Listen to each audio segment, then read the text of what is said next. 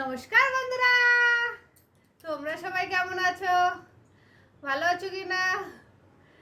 আমি আছি মোটামুটি। আওয়াজটা তো বুঝতে পারছো অতটা বেশি ভালো না, আওয়াজটা পুরো চেঞ্জ হয়ে গেছে আমার। কি করবো, ঠান্ডায় তো লেগেছে, যার জন্য আওয়াজটাই পুরো চেঞ্জ হয়ে গেছে। তো তোমরা সবাই কেমন আছো, ভালো আছো কি না? আমি ভালোভাবে ভিডিও দিতে পারছি না, কেন কিনা শরীরটাও বেশি ভালো না।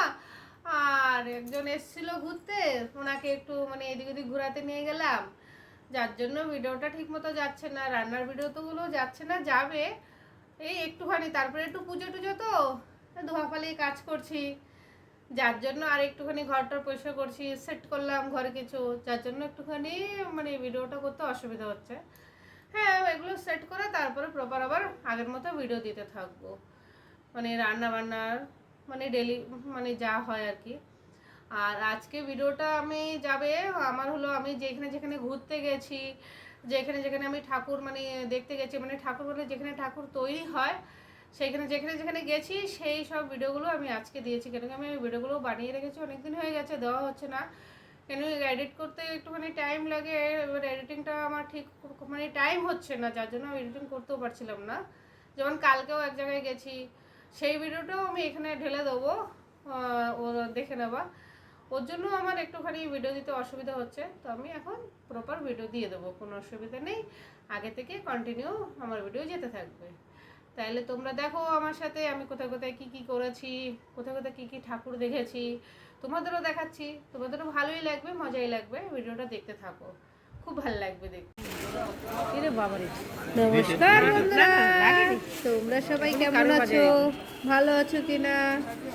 এই যে সেই দিন আমরা যখন কুমারটুলিতে গেছিলাম বেরোনোর সময়, তখন এই যে এত সুন্দর থার্মোকলের কাজের উপরে, থার্মোকলের উপরে এত সুন্দর কাজ করে রেখেছে না, মায়ের মুখ থেকে শুরু করে ঘর থেকে শুরু করে প্রতিটা জিনিস এত সুন্দর লাগছিল না। আর এই যে এখানে দেখো ফুলের মালাগুলো দেখে দূরে থেকে দেখে মনে হবে না যে এগুলো অরিজিনাল না, ডুপ্লিকেট সব। এইখানে শোলার কাজ করা, ওর সব শোলা দিয়ে থার্মোকল শোলা দিয়ে এগুলো বানিয়ে রেখেছে, এত সুন্দর লাগছিল না, সে অসাধারণ মতো দেখতে।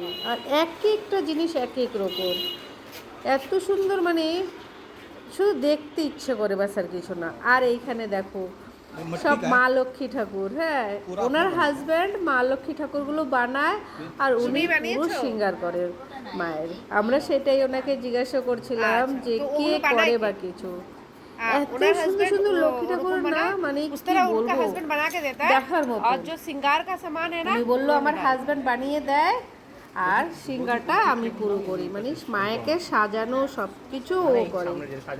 আর এইখানে এক এক রকমের দামের আছে, 1000 টাকা, 1100 টাকা, 5000 টাকা দামেরও আছে, যে যেরকম নেয়। কিন্তু সত্যি অসাধারণ দেখতে মায়ের মূর্তিগুলো, এত সুন্দরভাবে সাজিয়ে রেখেছে না, সে দেখে মন ভরে যাচ্ছিল।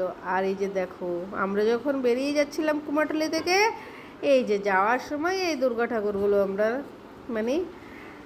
ক্যাপচার করে নিয়েছিলাম। এত সুন্দর বানিয়ে রেখেছে না, এত ছোট জায়গাতে, কি বলবো, শুধু গলি আর গলি। আর দেখো তোমরাও দেখো, এত একটা গলির ভিতরে কিন্তু পুরো মূর্তি বানিয়ে এভাবে লাইন দিয়ে দাঁড় করিয়ে রেখেছে। সত্যি খুব সুন্দর, অসাধারণ দেখতে। সেই এখান থেকে বেরিয়ে যাচ্ছে আস্তে আস্তে আমরা, আমাদের স্টেশনের দিকে যাব। এই দেখো স্টেশনে এসে গেছে, স্টেশন থেকে না আমরা মেট্রো, এটা হলো মেট্রো, এটা কোনো লোকাল ট্রেন না, হ্যাঁ এটা হলো মেট্রো। এমনভাবে ওরা উঠেছে মেট্রোতে, এমন জ্যাম হয়ে গেছে, দরজাতে আটকে দাঁড়িয়ে রয়েছে বলে দরজাটা বন্ধ হচ্ছে না।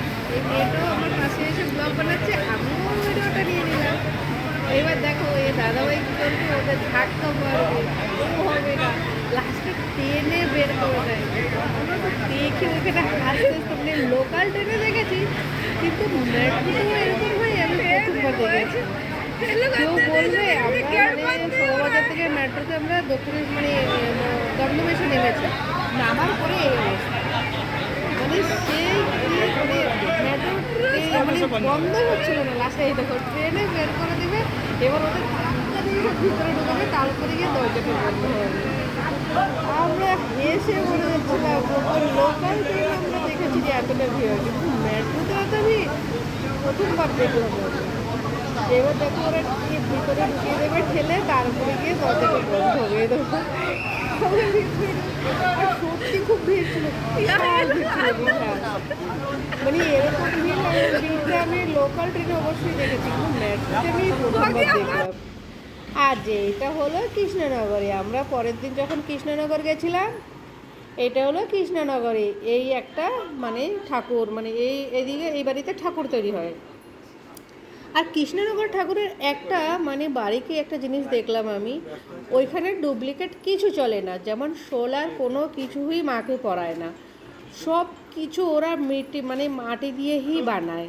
এই মানে ওনার ছেলে আর ওনার মানে এই দাদার ছেলে, ওনাদের দেখে তো এই যে মায়ের চুল থেকে শুরু করে সিঙ্গার, হাতের চুড়ি, সব কিছু কিন্তু এখানে মাটি দিয়ে তৈরি হয়।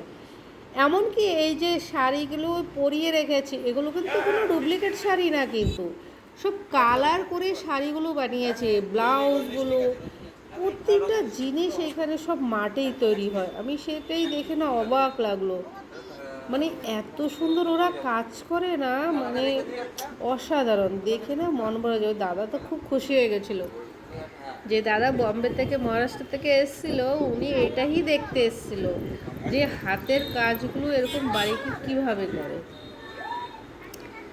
সব কিছু এখানে, এই যে ধুতিটা, এই ধুতিটাও কিন্তু কোনো ডুপ্লিকেট না, এটাও কিন্তু রং দিয়েই করা। এইখানে দেখো মায়ের এই চুলগুলো সব মাটি দিয়ে, এত সুন্দর লাগছে না, মানে মাটি দিয়ে এইভাবে চুলগুলো যে কীভাবে তৈরি করেছে ভগবানই জানে, কিন্তু সত্যি খুব সুন্দর লাগছে। এই যে দেখো অনেক, আমি কুমোরটুলিতে দেখেছি যে মানে কাপড় পরায় মাকে, সোলার মানে অনেক কিছু পরায়, কিন্তু এইখানে এই যে এইখানে কিন্তু কোনো কিছুই সোলার নাই, মায়ের এই যে হাড়টা পর্যন্ত ওরা মাটি দিয়ে তৈরি করেছে, মানে সাজ দিয়ে, মাটির সাজ দিয়ে। আর এইটা হলো আমরা পালবাড়িতে গেছি, আর কৃষ্ণনগরে পালবাড়ি নাকি সব থেকে ফেমাস। আর এইটা আমরা পালবাড়িতে তখন চলে গেছিলাম, আমাদের টোটোওয়ালা পালবাড়িতে নিয়ে গেছিলো।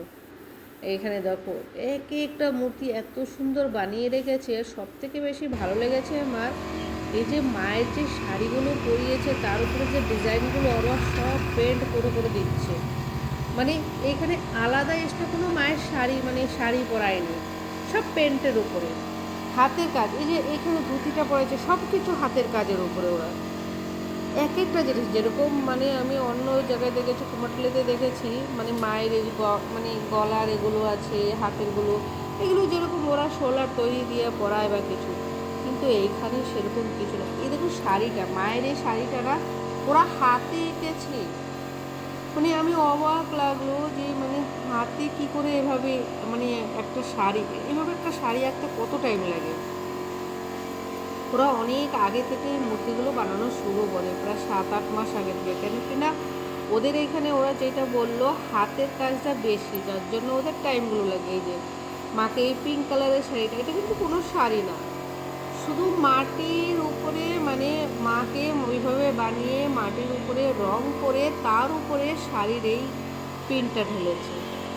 আর সত্যি আমি দেখেছি মানে কুমারটুলিতে ঠাকুর দেখেছি, কিন্তু আমার বেস্ট লাগলো এই ঠাকুরগুলো।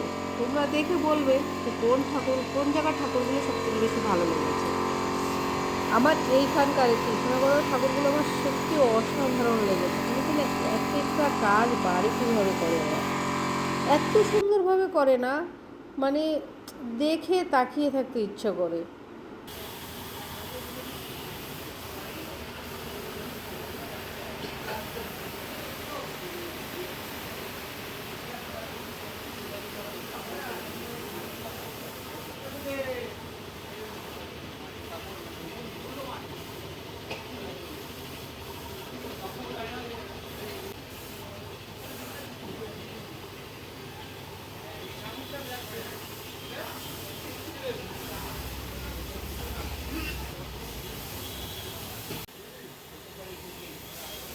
এখানে লাইট নেই না,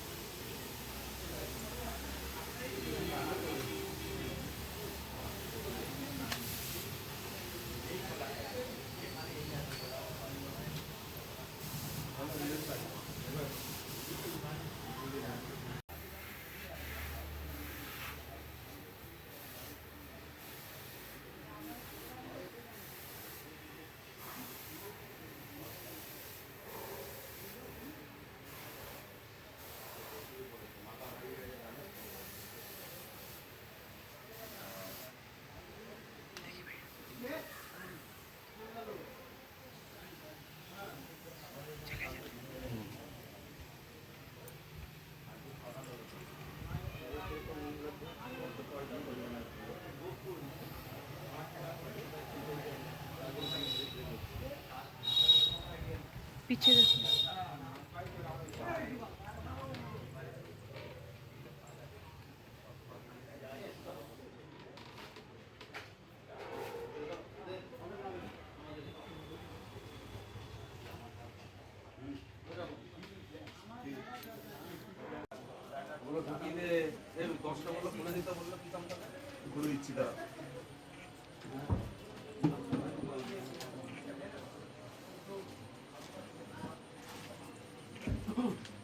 বাথরুমে গেছিল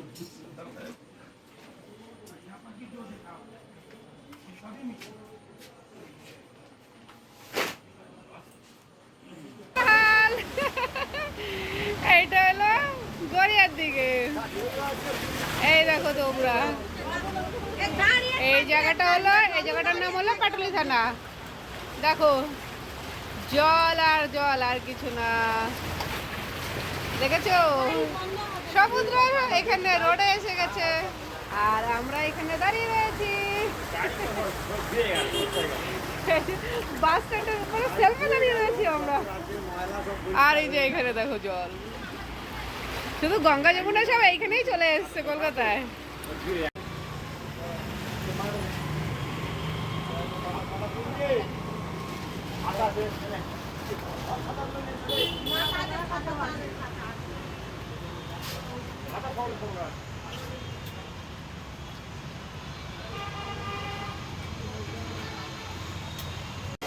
সাইড দিয়ে যাও, সাইড দিয়ে।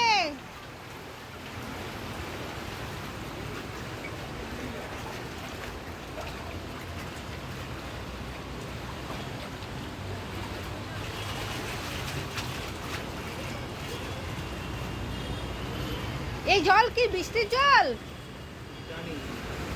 আমরা ঘুমিয়েছিলাম দেখি সকালবেলা সব বাসন বাসন ভেসে গেছে। রাত্রে ঘুমিয়েছিলে, সকালে বাসন ভেসে গেছে? সকালবেলা উঠে দেখি সব বাসন বাসন নেই, জল ভর্তি। না রাত্রে বৃষ্টি হয়েছিল, হ্যাঁ হ্যাঁ তো বৃষ্টির এত জল হয়েছে কি গঙ্গার জল ঢুকে গেছে? জানি না, হতে পারে। কেউ কিছু জানে না। আমাদের রাত্রেবেলা ঘুমাচ্ছিলাম তো, এখান থেকে আমি কাজ করি, এখান থেকে হ্যাঁ। জল ভর্তি। সকালবেলা উঠে দেখি জল ভর্তি। হ্যাঁ হ্যাঁ। মালিক ফোন করলো, আজকে কি হলো, তাই ক্যান্ডিল বললো।